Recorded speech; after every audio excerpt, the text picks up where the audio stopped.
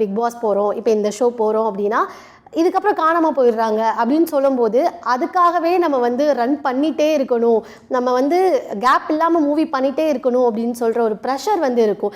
And big பாஸில் உங்களை பார்க்கும்போது ரொம்ப காம் அண்ட் கம்போஸ்டாக எந்த ப்ராப்ளம் வந்தாலும் ரொம்ப காமாக நீ ஹேண்டில் பண்ணுற மாதிரி இருக்குது. So after the Bigg Boss இப்போ இந்த மூவி இண்டஸ்ட்ரியில் இவங்க இன்னும் சர்வைவ் ஆயிருக்காங்களா அப்படின்ற கேள்வி வரும்போது உங்களுக்கு ப்ரெஷராக இருக்கா, இல்லை நான் அதை காம் அண்ட் கம்போஸ்டாக தான் நான் எப்பவும் போல் நான் பார்க்குறேன் அப்படின்னு நினைக்கிறீங்களா?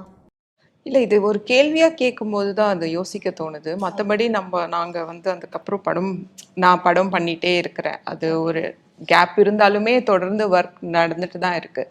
இது ஒரு கேள்வியாக கேட்கும்போது தான் கேள்வி கேட்குறவங்க நம்மளை ஃபாலோ பண்ணலையோ அப்படின்ட்டு ஒரு விஷயம் தோணுது. ஏன்னா நிறைய விஷயங்கள் நீங்கள் பார்க்குறீங்கல்ல, நிறைய பிக் பாஸ் சீசன் வைஸ் வந்துட்டே இருக்கு.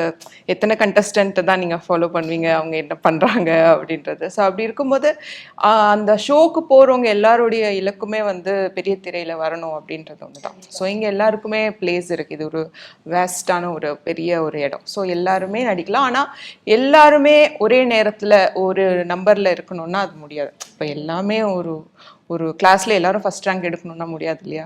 ஸோ எல்லாரும் அவங்கவுங்களுக்கு தேவையான இடத்துல அவங்கவுங்களுக்கு என்னென்ன வாய்ப்புகள் வருதோ அதை பயன்படுத்தி எல்லாருமே ஒர்க் பண்ணிட்டு தான் இருப்பாங்க. ஸோ அது நமக்கு அதாவது நீங்கள் கேள்வி கேட்குற இடத்துல இருக்கிறதுனால அது தெரிய மாட்டேங்குதுன்னு நான் சொல்கிறேன்.